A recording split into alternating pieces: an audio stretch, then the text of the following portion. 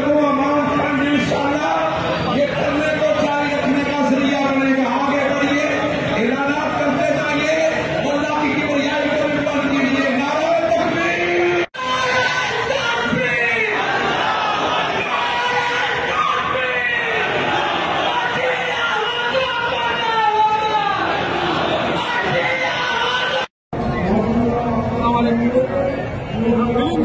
ये तो अवामी लोग हैं, मसला न बनाओ।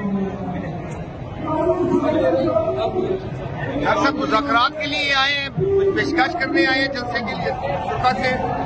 जी इंशाल्लाह जी, क्या उम्मीद लेके आ रहे हैं उनके साथ मुज़ाकरात के लिए? अच्छी उम्मीद लेके आ रहे हैं।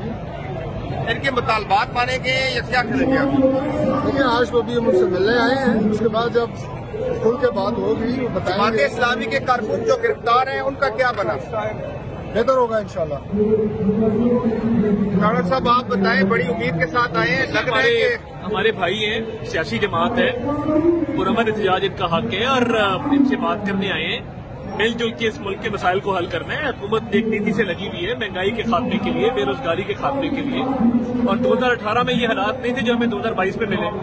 हमने तो मुल्क को डिफॉल्ट से बचाया और इनसे बैठ के बात करेंगे कि अवाम का वही दर्द जो हम रखते हैं वही ये रखते हैं, तो बैठ के बातचीत के जरिए इन मसाइल को हल करेंगे। आपकी मुज़ाकराती टीम में कौन कौन शामिल है? देखिए डॉक्टर तारिक फजल साहब शामिल हैं, अमीर मकाम साहब किसी वजह से नहीं पहुंच सके, कमिश्नर साहब हैं, आरपीओ साहब आए हैं, डिप्टी कमिश्नर साहब आए हैं।